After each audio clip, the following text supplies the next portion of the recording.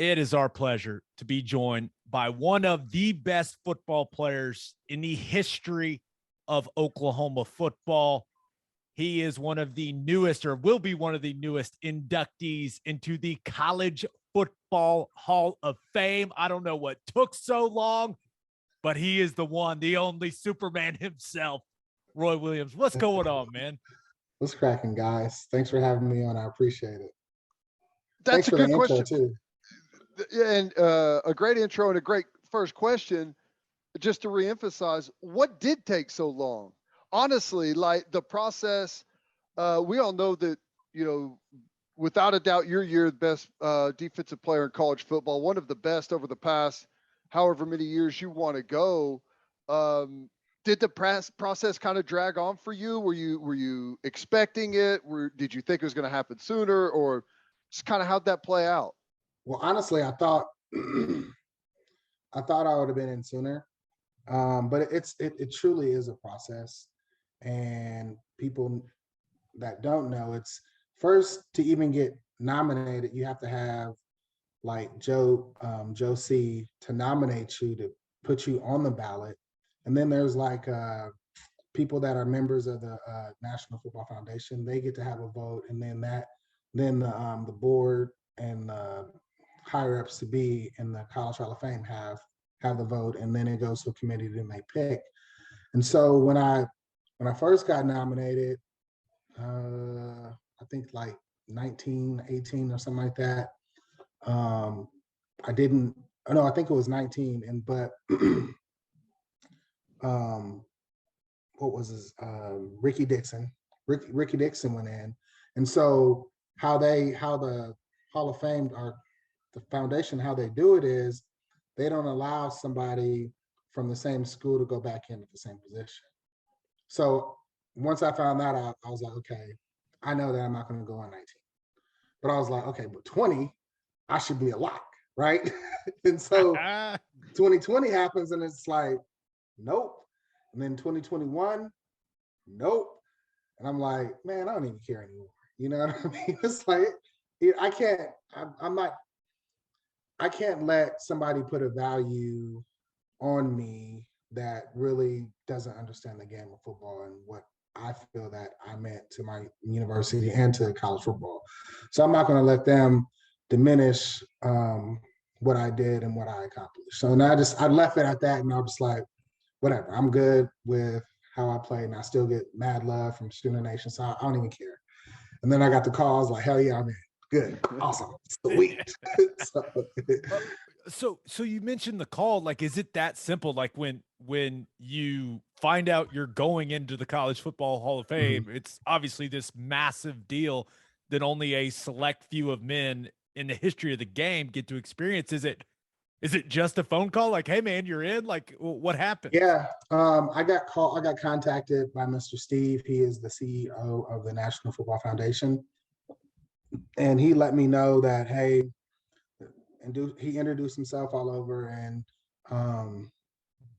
he told me that that I was getting in, and would I be available to go down to Indianapolis to go to the national championship game, to go on the field. At the time, I didn't know who it was going to be, but it turned out to be Andrew Luck, to talk about us being inducted in the 2020 class. And then I had to do some ESPN stuff with them. And so I went out there.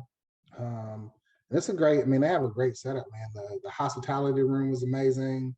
I wish it was in a warmer city. It would have been so much more fun because it was freezing in Indianapolis, but it was a great experience, man. I brought two of my buddies down. We had a great time, man. And we just, being around the national championship atmosphere and seeing all the former players coming in town and talking with them, it just reminded me of being back in the locker room, hanging out with my guys. Take us through your development. It just like a lot of players, it was a work in progress. And I know you ended up, it was probably rough in the beginning, but ended up developing a great relationship with Coach Smith. Same thing with Mike Stoops. Mike Stoops could be rough around the edges. It was probably really brutal in the beginning, but I know you ended up developing a great relationship with Mike Stoops that you still have to this day. Yes, I do. Love Coach Mike, and I love Schmitty, but I never, um, I always had a very great respect for Coach Schmitty because one, he was inflicting pain, and I was trying to be a brown nose and a teacher's pet, like because I was not trying to get that fury of Schmitty, because I mean, you know what that is. I mean, it ain't cool. And so I don't think I ever developed that tight of a relationship with Schmitty. I was more so, let me do what I have to do, get out of here, no problems. You cool with me? I'm cool with you. I'm leaving. Like, we good? I'm out of here. That's how it should be. That's the best relationship you can have. I was like, I don't want no problems. So, but with Coach Mike, you know, it was when they got there in '99, it was they inherited some kids that they didn't recruit. And for anybody to know what that is, it's a difficult situation. It's a fine line, you know, treading that line, making sure are they really somebody I want to, you know, entrust and, you know, in this defense or offense, whatever the case may be. But after '99, actually midway through '99 and then 2000, and me developing a relationship and understanding, you know, Coach Mike's terminology and why he's calling certain plays, and just understanding, you know, being a better football player, you know. And I tell people that I was a blank canvas and Coach painted the perfect football player that he wanted. And he scoped me on how he wanted me to play, and I went out there and executed. And it's crazy because, like, to even think about it now, it's like, did you know I had like 4 or 5 responsibilities on one play, and I would get cussed out if I messed up on any of them?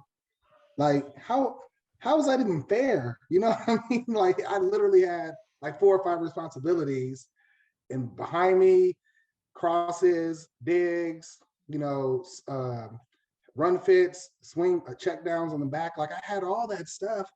And if I messed up on one little inch, I would get cussed out, you know? So, but it challenged me, and I never questioned it. It's like, dude, I mean, I did it. I handled it with ease.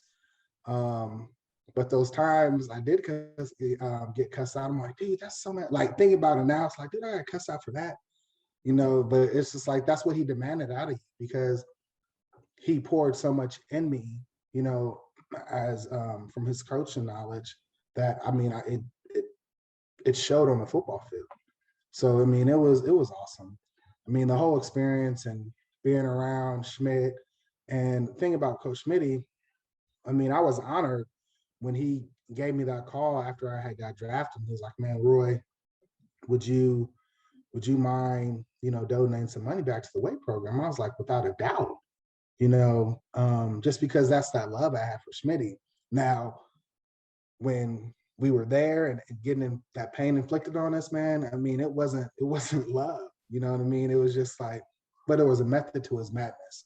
I think there's a lot of players that wish you wouldn't have donated that money, because it went to the dungeon.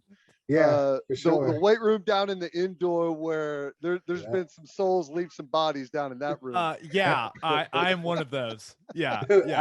You know what the hell, bro? Look, first off, I apologize, but at the same time, understand my point of view. When I was back in school, I associated success with people's names around our university. And I had an opportunity to be able to pour back into our university. And I wanted to do that because I felt that the university has given me so much. And I just didn't want to feel like one of those players that just took and never gave back. You know, so it was like I was able to plant a seed. Sorry that, you know, it was the dungeon and inflicted pain on you guys, but I was able to give back. And how cool is it for you to be like, man, I donated money back to my school? You know what I mean? And so I'll tell you, I think it was a big motivating factor, at least, you know, because we overlapped for 2 years, but then after that, whenever that happened. I think that was a big motivating force for a lot of guys. Like, dang, you can have that type of impact here if you handle your business. Yeah. And that's the only thing I want Inspire to do is inspire everybody else to, because I'm big on legacy. Like when I'm dead and gone, I want my legacy to live on, you know? And so, and I just don't want it to be left on from a play or anything else or the accolades that I had won. I want it to be like, you know what, he not only excelled at the school and graduated, and he donated money back in the school because he understood going forth, he wanted to lay a foundation for the current players, you know, and get better. I mean, that's all I care about. Okay, you mentioned being remembered for a play. I think everyone that listens to this or watches it on YouTube would be furious with me if I don't bring up the Superman play when I've got both of you here. Yeah. Okay, everyone knows the story, right? Everyone knows the year, everyone knows the play, everyone knows that Mike told you not to jump. Is there anything that we don't know about that play? I've got you both here. Is there anything that people like actually don't know? Because I feel like the entire fan base knows every detail about that damn play. Okay, so what they don't know is, well, the reason why they told me not to jump was earlier in that quarter, I was disguising a blitz, that slam dogs blitz, and I came inside to outside. Normally that blitz is supposed to come outside to in. And so Brent Robin actually hit me in the groin area and tore me up, and then I got blindside. I got back cutted or low cut by an offensive lineman, and I looked over to the sideline, and Mike was like, he just pointed like, stay your butt in, like you ain't coming out. And so after that play happens, or after all that happens, they run it was a third and Chris Sims ran for like 11 yards. They had to get like 12 yards. Then they cheated us because me and Brandon Moore hit the running back. That's one of the best tackles, Brandon Moore. You guys smashed like that dude. We stopped him before he even got to the line. They gave him the first down. A couple of plays later, Antonio Perkins gets an interception. Then we drive down the TV timeout or the pooch punt TV timeout. Mike, Coach Venables telling me not to jump. So when that play happens, it happens, and I'm literally thinking to myself, damn, coach told me not to jump. All right, it's kickoff, so let me beeline to the kickoff huddle so I don't have to talk to Coach Stoops. so like I literally was like, yeah, I made the play. Let me slide by quickly. And I actually stayed on the field, and you can see me running in front of Coach Bob, right? Like you can see me beelining like he's straight to Bob. And then so the kickoff happens, and the first play on offense, I get the interception, and I'm literally like, F. Now I got to see Coach Stoops. And so when I'm coming off the field, I'm walking, and he's like, you know, he's biting that lip, like I was like, damn. So he grabs him around my neck, and if you ever watch the replay of it, they pan out and get the crowd, and then when they come back, you can see him shaking my neck because he was like, I told you not to effing jump. And then he just pushed me, and I was just like, I dodged a bullet. I was scared. Like I literally, like if I didn't make that play, if me and Teddy didn't make that play, dude, I'll probably be buried underneath that stadium. For real. But in all honesty though, Teddy, do you really think they were going to drive 98 yards on us to even make it a game? There's no way.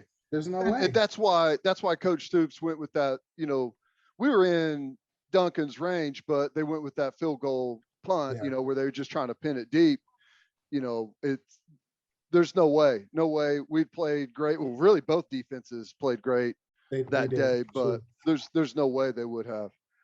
You know, what's interesting, and I've told this story a lot, and I can't remember if we've talked about it on here or not, Gabe, but you mentioned being on kickoff. And I think a lot of people, especially this day and age, think it's crazy that almost a lot of the defensive starters were on, you were on kickoff, punt, and kickoff return. I was on those same three. Most Yeah. guys were on at least 2 or 3 units Yep. starting on special teams. And I don't know if you remember this, but last practice at OU of your career, would have been like a Thursday, where it's uppers and we do a lot of special teams work, and we were doing kickoff cover that day. And we had this special kickoff coverage where we were kicking it like deep left in like the And five. I had a one go, right? Right. Yeah. Yeah. So Roy said, and we cover, and this is another thing that's unheard of. It's 2 days before a bowl game, and we're tackling to the ground on kickoff coverage Coach Stoops' his way. at bowl practice. Well, Roy says, I think they said we're going to cover 3 full speed kickoffs. Mm. And Roy said, I'll give $500 to whoever makes these 3 tackles. And of course, Roy made all 3 tackles in practice on kickoff coverage, and everyone was so pissed. But I mean, I thought that was awesome. That's one of my favorite stories. But it kind of shows you the difference in an era, man. Right? It's totally different. That's crazy. I honestly don't even remember that. That's freaking awesome that you said that. Like, I mean, I'm trying to jog my memory, but I do remember, being that it's NIL and all this other stuff is in existence now. I do remember coming back to games and encouraging guys to get some sacks and interceptions, because if they did, they were going to get some high fives. You know what I mean? So there was a lot of guys that was playing hard back in the day after I left, because they wanted to collect, man. It was awesome. I mean, that was so fun for me, man, just rewarding the young guys, man, and watching them eat on the field, man. It was amazing. The original Odell Beckham Jr., right? Except you didn't do it on the field in front of the cameras. I didn't do it in front of cameras. I didn't do none of that. I mean, that's awesome. There's no more statute of limitations, but yeah, I was giving us some nice high fives. Yeah, we're good here. We're good here. And plus, I knew that. I knew it wasn't like I was a prior relationship. That's not against the rules. Yeah, for sure. Okay, so man, there's just so much to talk about, but Brent Venables coming back, right? Mm-hmm. He'd been gone for a decade and been doing such a good job at Clemson. How excited were you when you found out it was BV, that he was the man for the job? It was only fitting. He being that it all makes sense too. Being that we're getting ready to embark on going to the SEC. He's a former SEC coach with ties to Oklahoma. He has that fiery spirit that will get players to rally around him and want to be better and not just be mediocre. And he is defensive minded. You know, he knows how the SEC operates.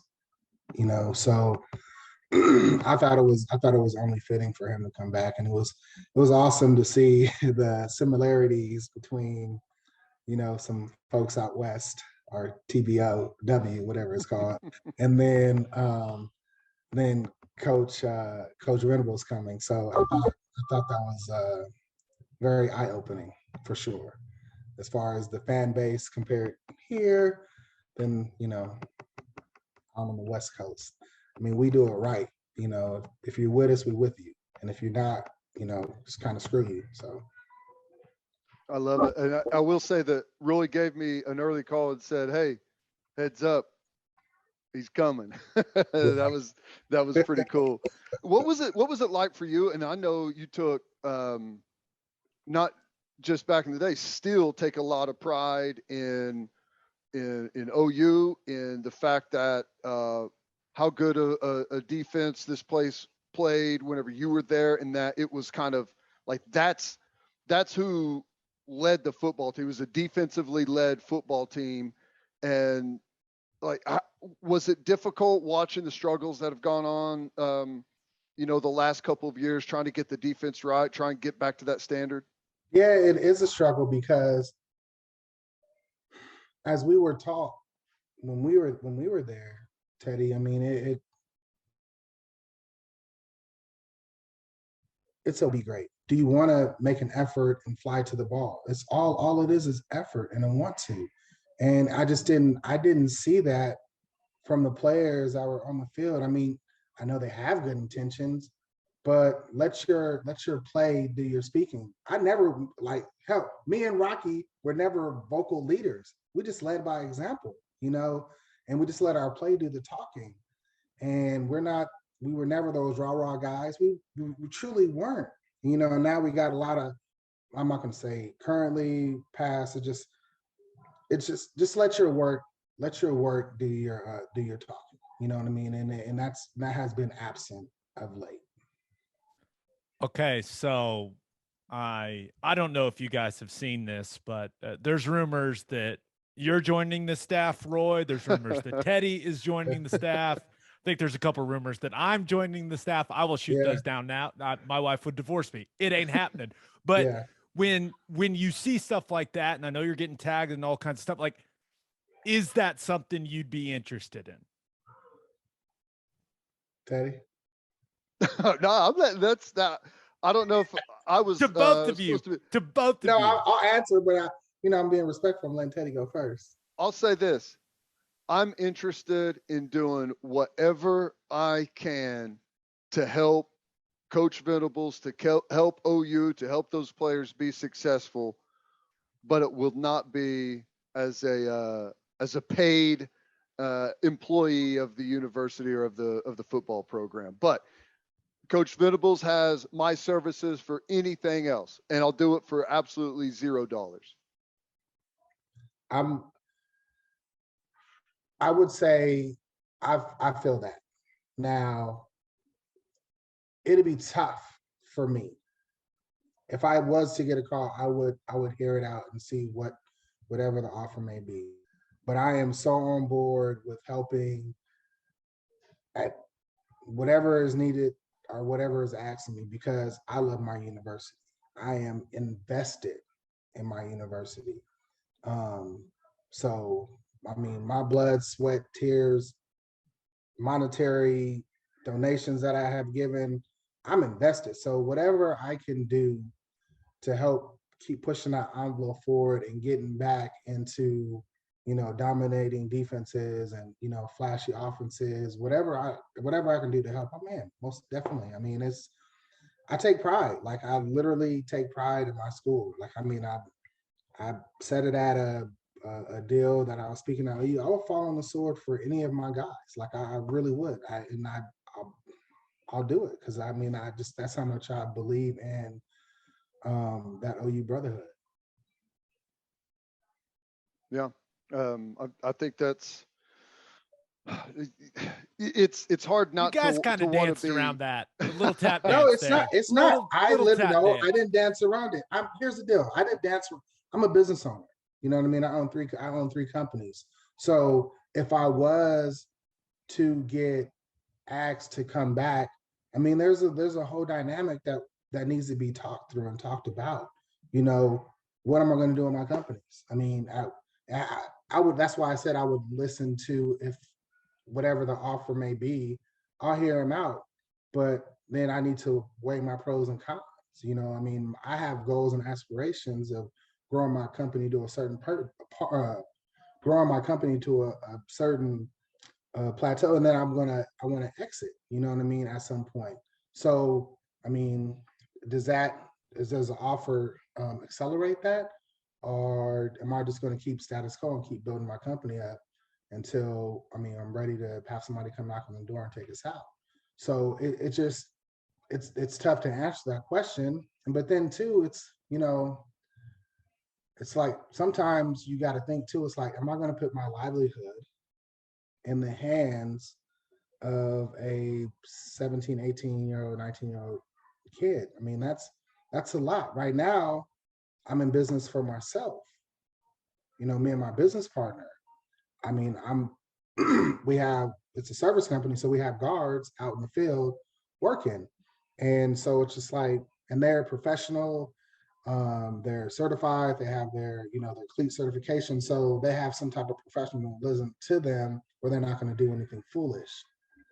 But on the other hand, being at a university, there's a lot of temptation. You know what I mean? There's a lot of stuff that there's some pitfalls and stuff that you can fall. You know, so it's tough to answer that question with a straight answer. I'll pencil you both in for a yes. That's fine. Whatever. Did you? So you obviously had a fantastic college career, and you went on and dominated again in the NFL. Did you prefer one over the other? Because it's totally different, you know.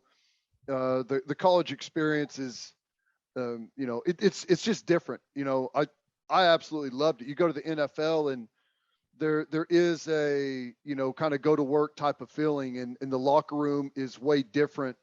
Is there one that you liked more than the other? You just kind of took them both for what they were. I took them both for what they were, but I miss back home in Oklahoma. Like I'm back here in Oklahoma. I miss that. I truly missed going into the locker room. Everybody is same pay scale. No one makes more than the other unless you got Pell Grant and some grants or whatever. I mean, everybody was hungry. It was just everybody pretty much had the same struggle. Eat together, live together, work out together. Exactly. It's truly a brotherhood. Like that. Yeah, and it's not like that in the NFL, and I miss that. You know, you ask questions to in college, you know, you get the straight answer. You know, there's nobody trying to sabotage you. In the NFL, I had a safety I was talking to, asking questions, and he would tell me the wrong like to do the wrong thing just to make himself look better than me. You know, I mean, when you go in the NFL and you're a first round draft pick, you're taking someone's job. That's just what it is. You're coming in taking someone's job. And that person's job you're taking, or that person that was second team gets bumped down to third team. Now, you know, they're on the cusp of being cut. So they got to do something drastic to try to sabotage you to, you know, make themselves look better. I mean, it was horrible. I'm not gonna say I hated it because I love playing for the Dallas Cowboys. That's where I wanted to go. But the NFL's it's cutthroat. I'll say that. So you played 9 years, 5 Pro Bowls, I think. First team All Pro. How do you feel about your NFL career? Like, because I know some guys that have such incredible success in college, and then you go and you have even in as good of a career as you had, and some people are like, I could have done more. Is that where you at, or do you look at your NFL career and you're like, I did the damn thing. Like I got everything out of myself that I could. I feel like I did decent. Because here's the deal. Because I got criticized a lot for coverage and all that. Everybody got beat. I got beat. Other people got beat. I mean, even people that are Hall of Fame got beat for touchdowns. And so the narrative for me was that Roy couldn't cover, and they hung that on one play particular in the Washington Redskins game where one of my teammates was singled up man-to-man on Santana Moss. And when people watch football, they think that, it's supposed to be a safety in the middle, which we were in a switch coverage. I had the tight end over 10 yards, and they did a switch beater where they did a post in the corner, and I had to take the tight end. He went over 10 yards. I had him, and they did a deep post, and they kept on beating our guy that was covering. And so that my name got dragged in the mud as far as I couldn't cover. So it was tainted. But when you look at my stats, I played 9 years. 2 of those years I was redshirted, you know. So in my 7 years that I actually played, I had over 500, like almost 600 tackles. I had 19 interceptions or 20 interceptions, 5 Pro Bowls. So more than half the years that I played in the league, I was in the Pro Bowl. You know what I mean? And it's just like, I did okay. You know what I mean? I had that's okay. I had like 13 12 or 13 forced fumbles and same 12 or 13 fumble recoveries. I mean, I changed the game, and I got a freaking rule. A couple of rules probably named after me as far as targeting and the horse collar. Like that was my era. We were doing that, you know. So it's just like I made an impact, and that's all I wanted to do when I played football was make an impact, and I did that. Yep. You got any? I know everyone. The Superman play it's huge, and that's probably what everyone talks to you about whenever you walk in somewhere. People see you out, but college, NFL. What are a couple of your favorite moments that you had? Whether it's an individual play or it's winning a game or a bowl game or whatever. I would say Nebraska, very first series. I take out the fullback and the running back in one fell swoop. Sound like a bomb went off. Dude, that play was cool. I would say when we played Tech in 01, where we just took over and just dominated, and Brandon Shelby messed up probably one of the best plays I probably would have ever had. I felt it would have probably been one of the best plays I ever had. And then I've never seen a guy get cussed out on the field like that on a play that had a negative result for the offense. Ron was like, "Dude, what are you doing?" Dude, I felt bad, but I didn't feel bad because I was like, dude, like I literally, like that play was like I read it perfectly. Like I knew they were sending the receiver behind me, so I gave the illusion at Kingsbury that I was going to come, but then I stopped, jump up, hit the ball, and it fluttered. Like I tapped it right to myself. I'm getting ready to catch it, and Brandon Shelby comes over and pulls it, and he doesn't even catch it. And I'm like, come on, B. Shelb, at least complete the play. Help me out, you know. And then I would say my last bowl game in the Cotton Bowl. I think our performance in that whole game. I mean, 50 yards, total yards, on 50 plays or 52 plays. I think they had 52 plays, whatever, and they only had 50 yards total offense. I think our performance in that was phenomenal. And then NFL, I mean, I would probably say one of my favorite hits was against 49ers. I was on kickoff, hence, you know, and I think I forget the returner's name, but I hit the returner, flip him 180. He drops the ball, and then I have a fumble, and I got a forced fumble and a fumble recovery on the same play. And I mean, I really enjoyed. That was like, it was amazing. Like it was a phenomenal hit. Like I gotta find it and show it to you because it's like the sweet spot, right? Whenever you hit the driver right in the sweet spot. Yeah. Like, I mean, my bell wasn't rung. Like, it was just a clean hit. And I felt great after it. So it was amazing. Yeah, for sure. So I don't know how we've gone this long without talking about you guys winning a national championship, but somehow we have. Yeah. And I just like with everything you accomplished in your career, right, at the professional level and the college level, now you're going to the College Football Hall of Fame. Like, is winning a national championship, like, is it still like, is that the best feeling in your career, or are there other things that are better than that? Because it seems like, I mean, because I think people view that as like, you've reached the mountaintop of the sport, or at least in college, but yeah. Is that still, like, when you think back on your career, is winning that national championship in 2000 still at the top of the list? For sure. I mean, because we're the last class at OU to win a national championship. So it holds a special place in my heart, but I don't want to be the last class to win a championship. I feel that we should have won at least 2 or 3 more, but I mean, most definitely you hold that and you cherish that because the hard work that got put into that season, and us just executing game in and game out, and even winning. And it's a testament to our 99 team because we lost some close games that we should have won. So we were battle tested. We knew we knew we basically lost games that we should have won, and it literally helped us and motivated us for the 2000 season to finish out. And once we took the lead, we tried our best not to, give up the lead. And not 2000.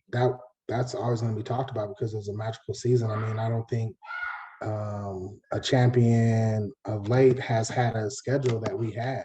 Especially that Red October with at that time, the Nebraska, K-State, and Texas. Those were all ranked teams, and they were good. They were really good.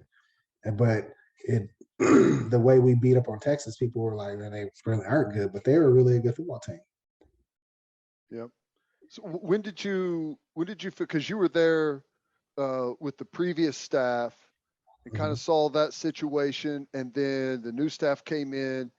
When did you, because everyone starts off the season, like all 130 whatever teams start off saying we're winning a national championship, right? Everyone says that. Yep.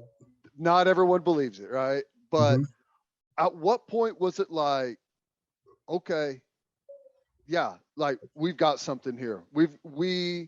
If we lock down, if we take care of our business, there's no telling how good we could be. Because you saw it from, whenever it was way down, and then you were there whenever it was way up. So when did that kind of the mentality flip that, okay, yeah, we've got something? For 2000, when we lost to Ole Miss, and we had a bitter well, for me, it was when we lost to Ole Miss when I had a bitter taste in my mouth after we lost. And it's crazy because back in the summertime in 2000, there were probably about 4-5 different homes that were having the same conversations that myself, Damian Mackey, and Jay Hunt were having inside of our apartment. We're looking at the schedule, and we're going down the schedule like, okay, we can beat them. Got to Red October. It was like, man, that game is going to be tough, but I don't see why we couldn't win. We went all the way down to the bottom, and we're like, why can't we win a national championship? Let's go out there and win a national championship. And because you had already either beat those teams the year before or had them down. Yeah, and should have beaten them for sure. And so that's why we looked at the schedule. We just talked about the schedule, and we can say we spoke it into existence. But we went out there. We had the best conditioning in the country. We had a budding offense that had Hypo leading it, had phenomenal receivers. Our defense was coming into our own stride. It was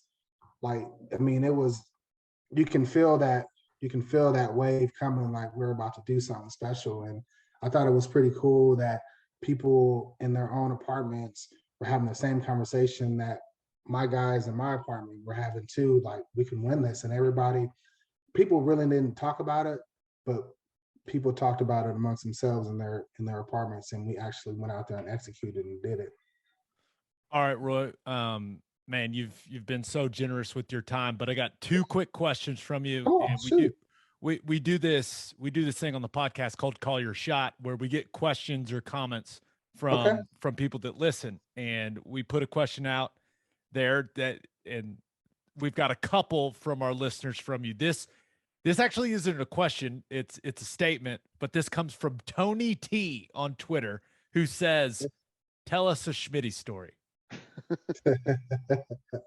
So pick one. I know you got a couple. Pick one. It's funny because like during my time at OU, like I really Schmitty story. So back in I don't know if it was 99 or 2000, but the movie G.I. Jane came out, right? Were you there, Teddy? I don't know. Okay, so the movie G.I. maybe it was 99. So in the movie G.I. Jane came out, and Coach Schmidt and Coach Bob were trying to get rid of a lot of the bad apples that were a part of the team that were cancerous, and they were just trying to run them off. So the East end zone, or the East Stadium where the East Suite seats are, before those suites were there, those stairs used to climb like really high. And so we did halfway through or halfway up, and we used to have to go halfway up to the top. It was Coach Ed and his staff, or Coach Smitty, Coach Ed, and his staff, and they had the G.I. Jane bell where they said they wanted about 20 people to quit. And they said, we're not going to stop running until 20 people quit. I honestly think that day, I think 12 people quit that day. And our time was, I dare say 38 seconds. I think you had a minute. I think you had either 55 seconds or a minute to run to the top and then get back down to go get ready to go again. And so that's what it was. It was a full minute. So however long it takes you to get up, and then you had to get back down within that minute to go get ready to go again. And so 12 people quit that day. It wasn't crazy. I was so confused when you started with, well, G.I. Jane just came out. And I was like, wait, what is going to happen? Well, in the movie, in G.I. Jane, they had a bell on the beach where people had to tap out. Ring it to quit. So, yeah, so they brought that out and people started quitting. Were you there whenever they brought McDonald's to the duck pond? Because everyone told that story like it was like the last day of the summer in '99, and then I had to be there. Everyone met there at like 6 a.m. and instead of running, Schmitty brought like a bunch of McDonald's breakfast, and everyone just ate breakfast and called it up. I don't believe that. No chance that happened. So what pissed me off is Schmitty did do some cool stuff. So, but that was mental warfare, because the 4 years that I was there, at the end of every summer, everyone was like, man, I heard like that one time they didn't have to run on the last day. He brought in McDonald's, and everyone just like showed up and ate, and it was awesome. The last day was a wrap. Never happened. Every day, everyone showed up like looking around, like, what do they got for us? Nothing. Just full on run. Here we go. Brutal. Yeah, Smitty throws bones every now and then. And I'm sorry you didn't get one, buddy. This is the last one, and this comes from Michael Loggins on Twitter, and I loved this question. He asks, Roy, do you still have the shark in the tank in your house I saw on Cribs back in the day? No, I don't live in Texas anymore. It's funny because the person that bought my my home in Dallas sent me a message on Twitter the other day letting me know that the shark tank or the fish tank that I had in my master bedroom was a two-way, so you can see in the closet, or you can see the fish tank from inside the closet out, but you couldn't see inside the closet. But he was letting me know that he was taking that fish tank out. And then the fish tank that he's speaking of, I actually donated to my church in South Dallas at IBOC, Inspiring Body of Christ the Church. So if he ever wants to go see that fish tank, it's at my church home back in Dallas for sure. There you go, Michael Loggins. You can go see the shark. Yeah, most definitely. It's a bunch of them. I mean, it's the largest fish tank outside of an aquarium at my church. And it's not mine. They built a fish tank inside the church. So it's really nice. That's cool. Roy, congrats on the Hall of Fame, man. Thank you. Always love seeing you around on game day. Thank you so much for your time. You're the man. No problem. All right, you guys.